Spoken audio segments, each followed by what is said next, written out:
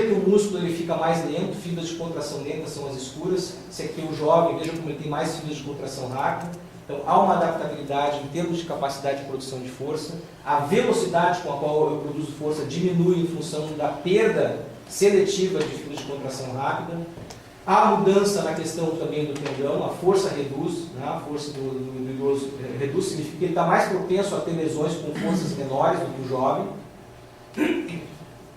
Além disso, existe uma série de mudanças a nível de contração concêntrica e excêntrica, tanto em homens quanto em mulheres. Aqui a contração concêntrica e excêntrica com envelhecimento. Veja que eu vou perdendo, tenho um declínio da minha capacidade de produzir força. Ele é bastante significativo. Né? E, em função disso, nós começamos a trabalhar. Né? Estamos com um artigo parcialmente aceito, na verdade, em que nós procuramos estudar indivíduos com todas as características idênticas, com 3 faixas etárias. A única diferença entre eles, na verdade, era a questão da idade. Todo o resto das outras características eram semelhantes, até a quantidade de atividade física que eles faziam era a mesma. Então nós quantificamos a quantidade de atividade física que eles faziam, para que não tivesse nenhuma variável interveniente. O que a gente consegue mostrar? Essa aqui é uma relação torque-ângulo e aqui é a relação torque-velocidade. Vejam que é um deslocamento para baixo dessa relação com o envelhecimento. Né? Então eu vou perdendo capacidade de produzir força e muda um pouquinho o formato dessa relação aqui, do jovem para o idoso. Aqui o formato não muda tanto, mas há uma redução na minha capacidade de produção de força, tanto dinamicamente, né, quando eu faço contrações dinâmicas, quanto quando eu faço contrações isométricas em comprimentos musculares específicos. Então, em função disso, nós tentamos desenvolver um modelo que nos permitisse entender de que maneira essa redução da força ela teria impacto, na verdade, sobre a articulação. Então, o que nós fizemos? Eu trabalhei isso aqui no meu pós-doutorado. Nós desenvolvemos um modelo de longa duração de 6 meses de inibição do quadríceps para tentar, no coelho, para tentar ver se essa inibição do quadríceps ela causaria sobrecarga mecânica e produziria uma adaptação semelhante àquela que acontece nos idosos. Então esse era o nosso objetivo com esse estudo. A pergunta, o que vem primeiro? A doença degenerativa que vem primeiro e depois ela causa a inibição do músculo devido à dor lá na articulação? Ou é a inibição do músculo que vem primeiro quando a gente envelhece e leva a um processo degenerativo devido a uma sobrecarga na articulação? Né? Questão do ovo da galinha. O que vem primeiro? Nós acreditamos, na verdade, que o segundo, na verdade, seria um fator de risco. A inibição do músculo que acontece com o envelhecimento é um fator de risco para causar a doença degenerativa, né? Devido ao aumento da sobrecarga da articulação.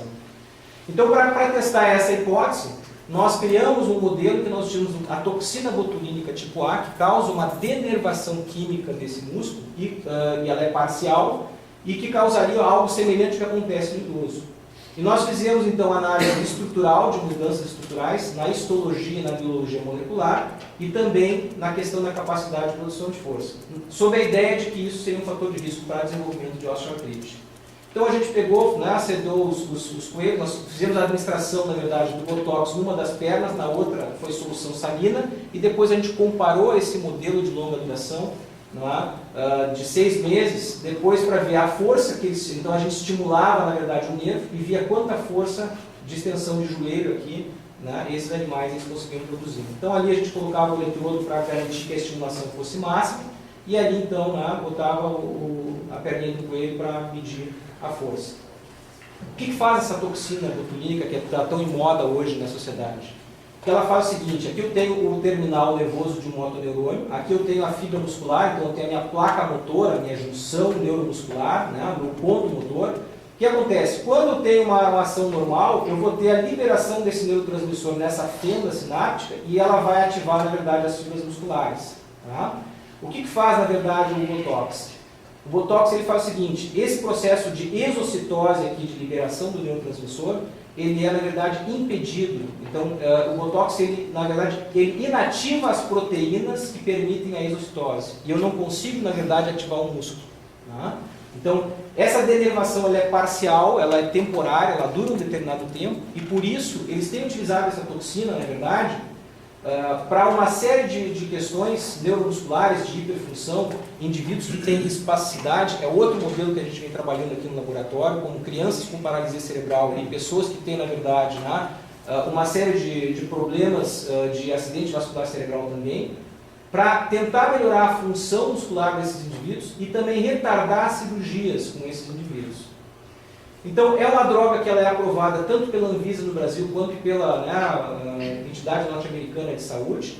Ela tem efeitos regionais, ou seja, efeitos no músculo, mas também é importante que do nosso grupo de estudos, algumas evidências mostram que ela tem efeitos sistêmicos. O objetivo do primeiro estudo foi exatamente trabalhar com o modelo de geração de osteoartrite, e depois nós temos outros modelos agora que estão trabalhando com a questão da espasticidade. Eu não vou entrar muito nessas questões, em função do tempo, não vai dar para falar sobre tudo, mas só para mostrar que há uma redução na força, no lado injetado. Veja que quando eu injeto, depois de um mês de uso da toxina, vejam quanto eu perco de força. Né? Eu perco praticamente mais, em torno de 90% da força eu perco quando eu uso essa toxina.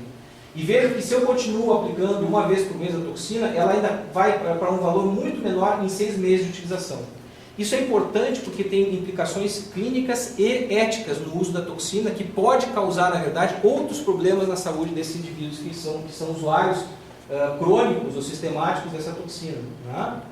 Então há uma perda de massa muscular, que ela é significativa, mas olha que interessante aqui, ó, o lado contralateral que eu não injetei a toxina, ele também tem uma perda significativa de massa muscular. Isso aqui é o efeito sistêmico que a gente tem do uso dessa toxina. Aqui a gente analisou então a parte mais de tecidos, mostrando que há uma invasão de tecido adiposo, né, no músculo depois de 6 meses. Né? Então há uma perda de material contrátil e substituição por outro tipo de tecido. E veja que o lado contralateral, que não recebeu a toxina, ele também tem uma perda de tecido muscular e aumento de tecido conectivo. Então esse aqui é o efeito sistêmico da toxina.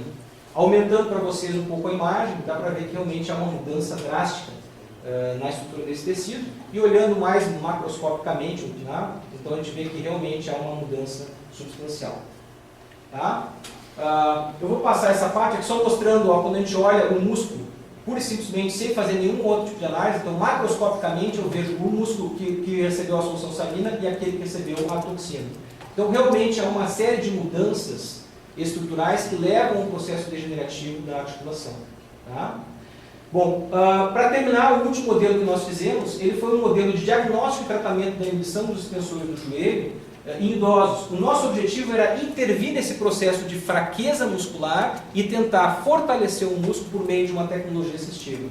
Então nós construímos, na verdade, um estimulador elétrico portátil que a pessoa poderia, na verdade, levar para casa e fazer, na verdade, o uso no próprio domicílio, sem que ela tivesse que se deslocar a um centro de saúde, a uma clínica, a um hospital. Então essa tecnologia foi o que gerou, na verdade, a possibilidade de construir o laboratório de plasticidade neuromuscular. Né? Nós testando esse aparelho, vimos que ele produz uma série de mudanças, estruturais, e funcionais. Como eu estou chegando já próximo, na verdade, do meu tempo, foi uma série de medidas que nós fizemos com esses indivíduos.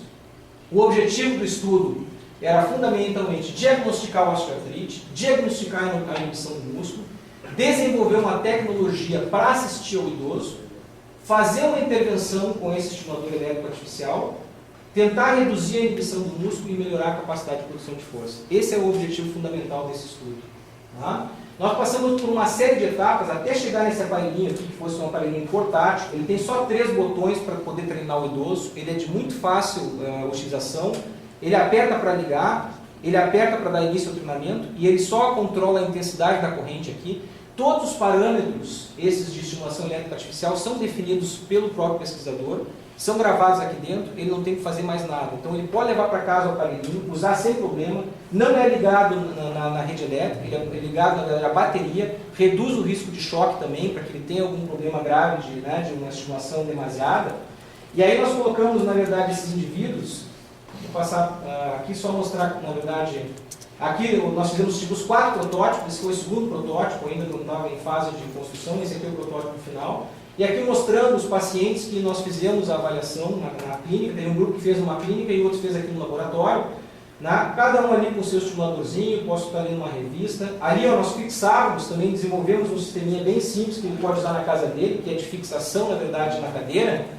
E aí, na verdade, então, ele consegue, na verdade, fazer o uso dessa intervenção a domicílio. Vários parâmetros, a gente mediu pré e pós-estimulação, não vou poder entrar em detalhes aqui em função do tempo, mas são vários parâmetros que demonstram que nós tivemos uma série de ganhos com o uso dessa tecnologia e ela realmente foi uma tecnologia assistiva ao idoso. Nós conseguimos, então, uma série de questões, conseguimos melhorar a qualidade de vida desses idosos e o projeto, então, na verdade, trouxe uma série de benefícios para esse indivíduo. Esse é um outro estudo que a gente está fazendo com esses pacientes, a partir da análise radiográfica e vendo as questões biomecânicas do membro inferior. E onde nós chegamos e o que nós aprendemos? O nosso corpo está em constante transformação, nós somos agentes dessa transformação, nós definimos novas metodologias, construímos novas tecnologias e, como agente de saúde, nós produzimos a melhora da qualidade de vida desses indivíduos. Para onde vai a metamorfose,